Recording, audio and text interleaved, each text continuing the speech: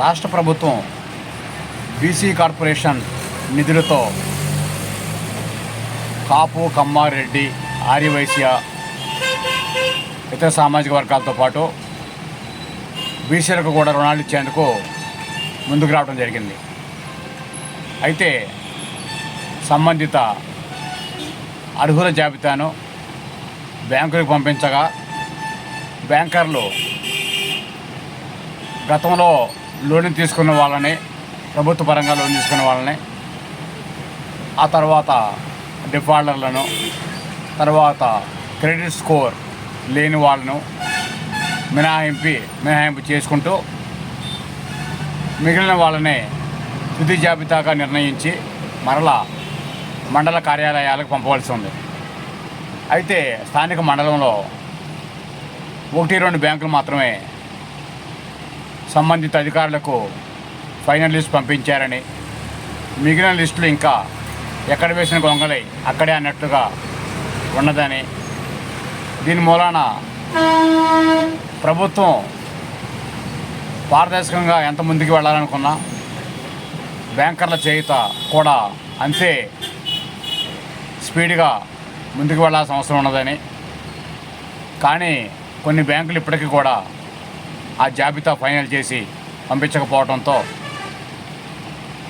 ఎక్కడ వేసిన గొంగలు ఎక్కడైనా సందంగా కార్పొరేషన్ లోన్లు ఉన్నట్లుగా పలువురు అనుకుంటున్నారు. అయితే బ్యాంకర్లకు పంపించిన లిస్టులలో అనర్హులు ఎవరైనా తెలిస్తే ఇంకా జాబితాలో ఉన్న వాళ్ళని మరలా ఏరి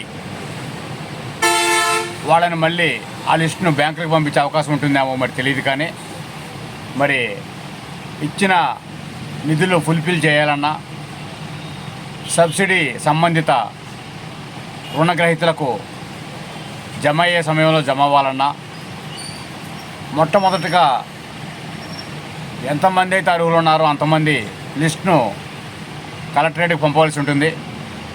మరి ప్రాథమికంగానే ఇంకా వెరిఫికేషన్లో ఉండటం అది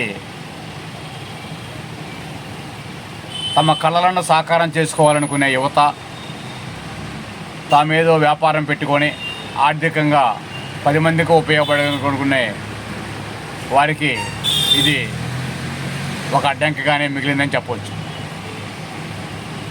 ఎందుకనంటే ఎవరైనా ఎప్పుడైనా ఎక్కడైనా 1 లక్ష 2 లక్షల రూపాయలతో ఒక వ్యాపారం బిగిన్ చేస్తే అది ఒక్క వ్యక్తితోనూ ముందుకు వెళ్ళదు.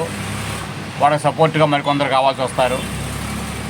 అలా మరికొందరికి అవకాశం ఇచ్చే పరిస్థితి రావాలంటే ప్రప్రథమంగా ఆదిలో అంశపాదు అని అనుకోకుండా బ్యాంకర్ల నుంచి ఫైనల్ లిస్టులు కనుక సంబంధిత కార్యాలయాలకు వెళితే అక్కడ నుంచి కలెక్టరేట్లకు వెళ్ళి అక్కడ గ్రీన్ సిగ్నల్ ఇచ్చిన తర్వాత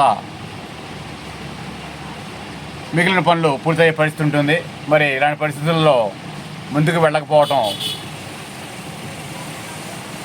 త్రిశంకు స్వర్గంలో ఉన్నారనే చెప్పాలి. అలా కాకోకుండా వాళ్ళకి ఒక ఆపర్చునిటీ కల్పించాలని, కొత్త వ్యాపారాలు పెట్టుకునేందుకు ఉత్సాహపరిచే విధంగా బ్యాంకర్లు కూడా ముందుకెళ్లాలని కోరడం జరుగుతోంది.